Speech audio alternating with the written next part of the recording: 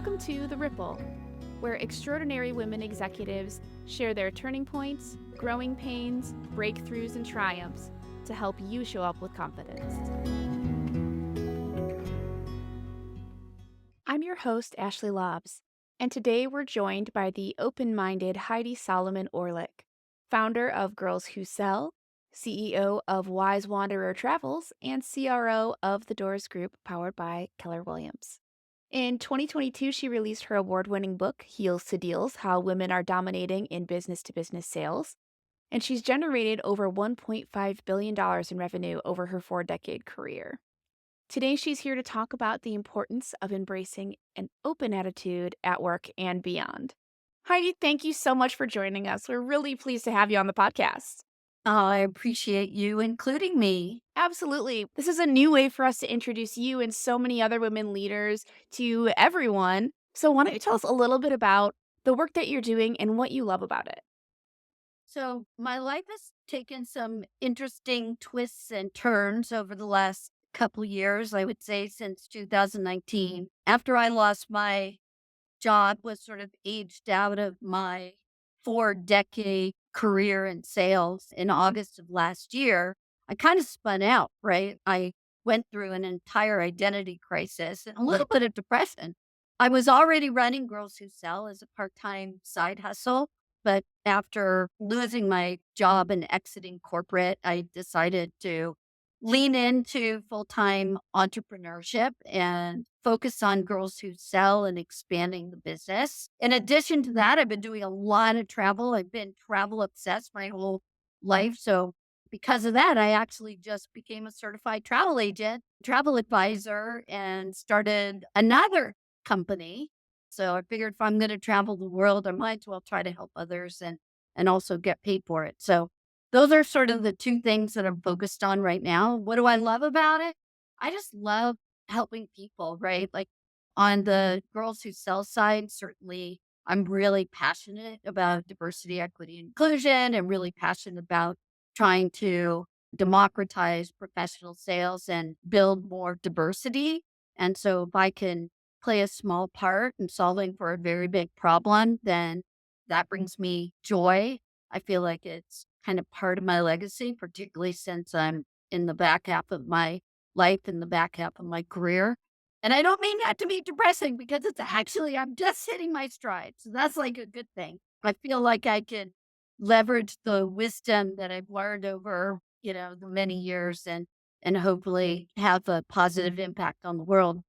And then from a travel perspective, I just love working with people from different cultures and from different parts of the world. So immersing myself in learning about different cultures and I've been blessed throughout my, long career in professional sales to have traveled the globe, right? When I thought about what I was missing in corporate over the last year, it wasn't necessarily the politics and BS that came with being in corporate. It was really the travel and interacting with people from around the world. So I found a way to reintegrate that into my life.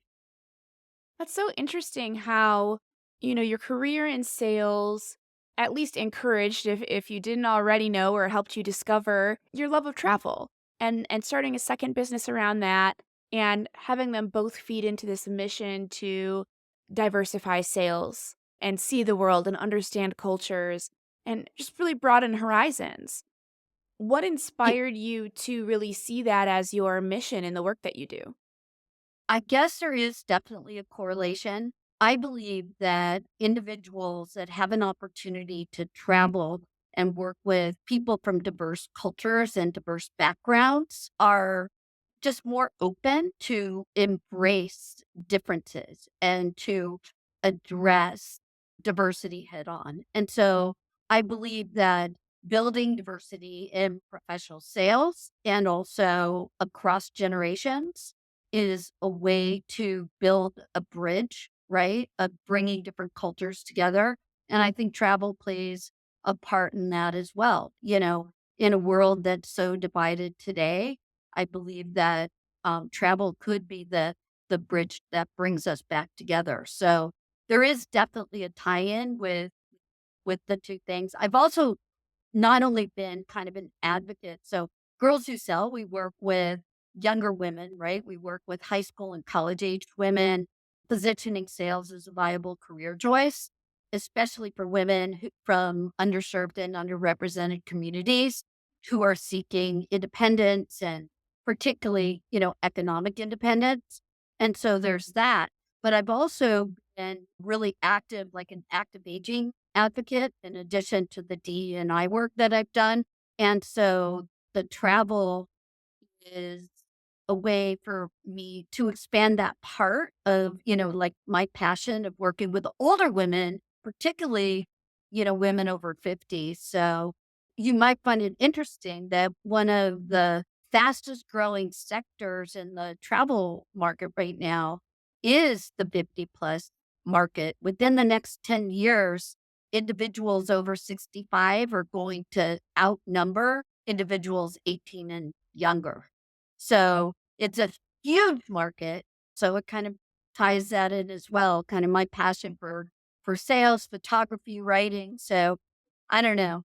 Having the two businesses kind of, I feel like it rounds me out, and it really allows me to focus on the things that I'm super passionate about.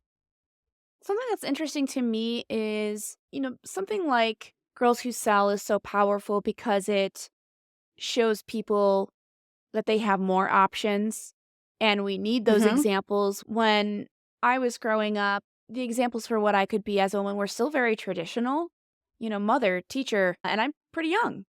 And there was the idea that you can Right. be anything, but the real world examples of what you could be were pretty limited. So it's so important to have someone who's showing you, not just saying you can be anything, this is one of the things that you can be, but showing you and taking you along for that journey as a young person is so valuable. But it's equally valuable for leaders, many of whom are listening to this podcast, to make a welcoming place, to leave room for those people to actually come in and to not make that an uphill battle for them. So, what do you think we need to be doing, at the leadership level to make room for those people that we're saying, yes, this is an option for you and you're welcome here? I think that leaders really need to make an intentional and conscious effort to embrace diversity, equity, and inclusion initiatives. It's not just checking a box. It's not just, okay, we hired one woman or one woman of color, and now we can, go back to business as usual.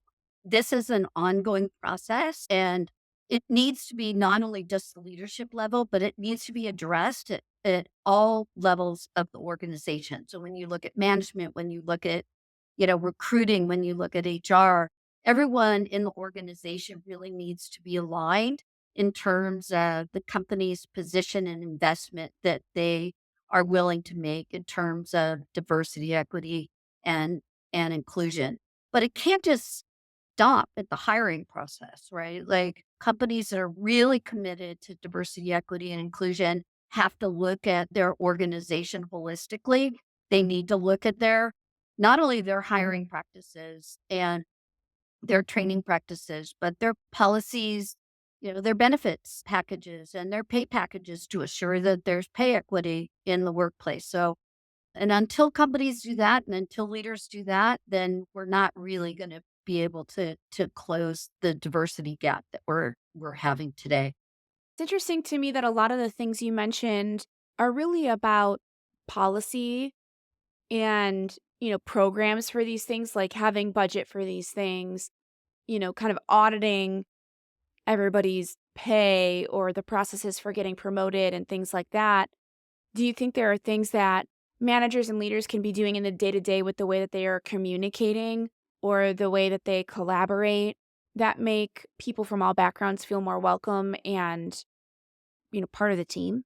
Yeah, I do. I absolutely do. And I think that it takes a commitment to really get a learning and understanding of that individual on an individual level, right? Mm. So understanding perhaps some of the cultural differences or where they're coming from, creating ERGs like, oh, we have our, women's ERG and a LGBTQ plus ERG and whatever, right? Like all these companies have these ERGs. But if you're not creating safe places and facilitating conversations that are going to be able to enhance understanding and tackle bias, then it's not going to move the needle, right? Policy is really important. I mean, you do have to audit and look at it, but it's more than that. I think leaders have to really invest in understanding different cultures and different backgrounds and different people and create culture and environments that are going to be able to assure that they can be successful within the organization. You And t- that just takes understanding, it takes communication, right? yeah, and you touched on something that's so important and maybe hard to define, which is a safe place, Mhm. right? What do you think that means for a leader, a manager, a colleague, for someone to create a safe place at work? I believe that it's a place where people from all backgrounds feel comfortable being able to be who they are. Like they don't have to modify their behavior in order to fit into a particular environment. It's incumbent upon the leaders and the organizations that they work with to modify how they do business to assure that everyone who works for the organization feels comfortable and believes that they can succeed. I also think that it means, calling out bad behavior, right? Like that just there should be zero tolerance of bad behavior within the organization. So if you have leaders or you see things that are happening within the company that don't align with the company's commitment to diversity, equity, inclusion, and don't align with the organization's values, you've got to call that out and you've just got to put a stop to it immediately. When you see bias in practice and that it's happening and it's alive and well, then that just needs to be addressed immediately and needs to be stopped. Just needs to be stopped. When I hear you talk about what it means to create a safe place, I hear you talking about not needing to modify your own behavior, right? Getting to be yourself, getting to be authentic, also expressing discomfort, expressing when something is wrong. It really does seem to be about expression, having a place where people can express themselves as they are rather than necessarily feeling like they have to limit who they are in order to fit in rather than just belonging the way that they are. This is, a definition of Brene Brown's that I really enjoy, the difference between fitting in and belonging. And it seems like having a safe place at work is not asking people to fit in by doing what everyone else does and thinking that our way is the only way. And when you kind of assimilate to how we dress, how we act, how we collaborate, the kinds of ideas that we have, when you assimilate, you belong because you fit in and you're similar, you're familiar, as opposed to you belong because you have innate value and you are who you are and you are honest and you express yourself and you participate in this team to the best of your ability. Yeah, I agree with that. I think that's very well articulated. And I mean, listen, there's going to be differences. You're going to bring people from different backgrounds and different cultures that, there's going to be different differences. But you need to be willing to learn, right? Particularly as a leader, but anyone, right? Like you just need to be willing to learn and be open yourself up to those differences. The other, thing that I would say is that it shouldn't be the responsibility, and that's just my personal opinion, right? But I believe that it shouldn't be the responsibility of the individual that may come from a different background to educate other people about their background. Yeah, you could provide, and facilitate conversations and educational opportunities for people to learn from each other. I think that's really important. But I think that the individual, particularly as a privileged white woman or white person, I think it's incumbent upon us to learn about different cultures Not like, well, okay, you're a woman of color. Tell me what that, teach me about what that looks like or feels like, right? It's like, yeah, I want to learn and I want to have those conversations and I'm open to learning as much as possible and owning my own privilege. But it's also incumbent upon me to educate myself and be able to adapt to different situations. Absolutely, and I'm really interested to hear your take on this because you're sitting at the intersection of a lot of interesting places as a woman in sales, as somebody who is trying to broaden people's horizons culturally, and also as somebody who is more senior in your career and you've experienced some of the negative sides of that, some of the negative experiences of being so far along in your career. Especially when it comes to technology, right? Like, there's this bias or this perception that, if you're older, that you don't have the ability to be technologically savvy or to learn new things. It's just not true. I mean, maybe it is for some people, but certainly I haven't found it, right? Now, AI, right? Like, yeah, my head, everything, my head explodes, but everybody's learning every day because, the evolution of technology it's moving at the speed of light. So I don't know, just because I'm 65, it means that I'm any less willing to adapt to new technologies. It might take me a little longer. And I'll tell you, I do have a lot to learn from the younger generation. That's why I think as organizations, we need to do a better job of, I'm all about building bridges. Obviously a common thing, but about, building bridges between cross generations because we have so much to learn from each other. And I think this whole ageism thing is, and they're aging people out of the, these industries. And I experienced it myself. Listen, when I was laid off in August, I kind of leaned into entrepreneurship and running Girls Who Sell and all of this stuff. But, I still was trying to get a corporate job, right? Like, I was reaching out. I mean, and I was the top 1% of my industry. I sold well over $1.5 billion. I was super successful.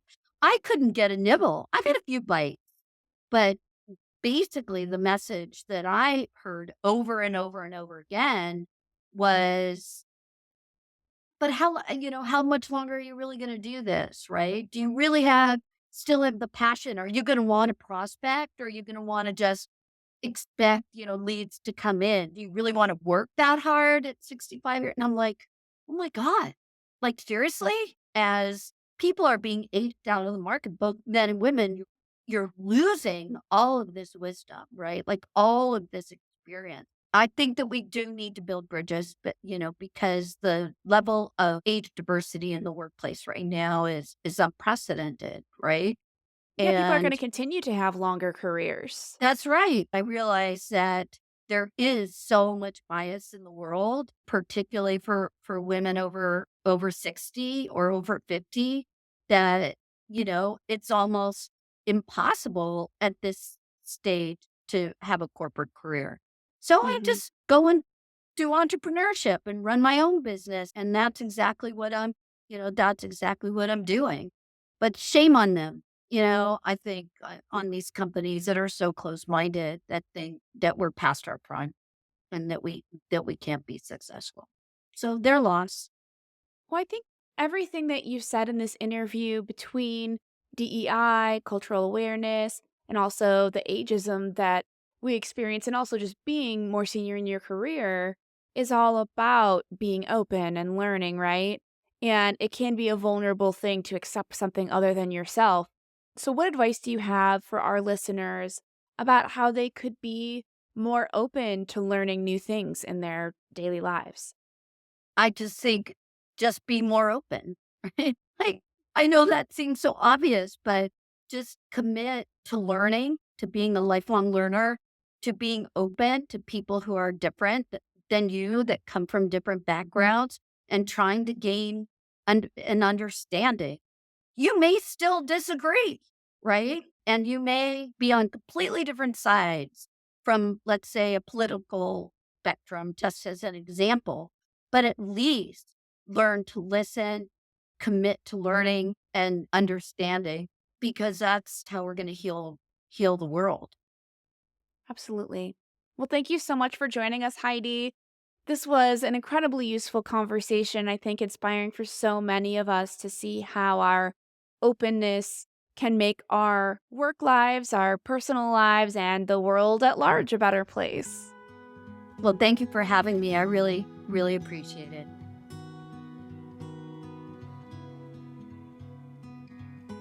Before we end the episode, we want to take a moment to reflect with you, our welcoming listeners, about what Heidi's story means to you.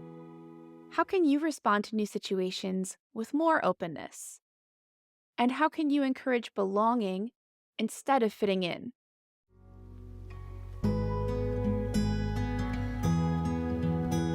If today's show inspired you, tell us. Send an email or voice memo to hello@wednesdaywomen.org. Or keep the ripple going by giving us a review on Apple, Spotify, or wherever you listen. Your ratings help us grow and inspire even more people. This podcast is brought to you by Wednesday Women, an organization dedicated to increasing the visibility of women executive leaders. Learn more at wednesdaywomen.org. Thank you to our executive producers, Melissa Moody and Leslie Greenwood. Again, I'm your host, Ashley Lobbs, hoping you'll keep the ripple going. Until next time.